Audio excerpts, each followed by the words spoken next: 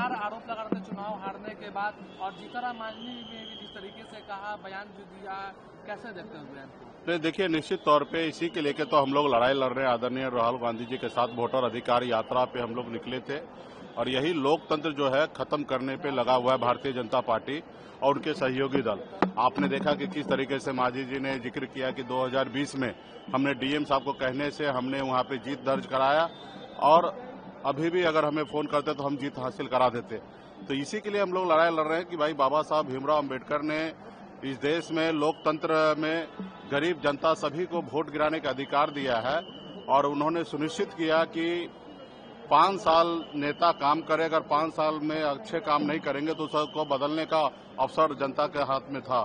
जनता मालिक था। लेकिन इन्होंने भारतीय जनता पार्टी, आप देखिए किस तरीके से बिहार में एन टाइम पे योजना ला के हर किसी के खाते में 10-10 हजार रुपया दे देना, 20,000 करोड़ रुपया खर्च कर देना, और बिहार में जनादेश अपने पक्ष में कर लेना। अगर इसी तरीके से चलता रहेगा,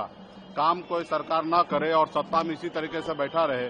इसी तरीके से वोट चोरी करके सत्ता में बैठा रहे, इसी तरीके से डीएम को फोन करके और अप्रत्याशी को जिताया जाए, तो फिर तो इससे अच्छा इस देश में चुनाव बंद हो जाना चाहिए। अभी हम लोगों को ज्यादा सोचने की आवश्यकता नहीं है। अभी ज्यादा बिहार और देश की जनता को सोचने की आवश्यकता है कि देश में लोकतंत्र रहे या ना रहे। इसके लिए आने वाले समय में हमारे देश की सभी जनता को सोचने की आवश्यकता है, और ये हम लोग पहले से कह रहे हैं कि देश में लोकतंत्र खत्म हो रहा है। इसको आने वाले समय में हम लोग मजबूती से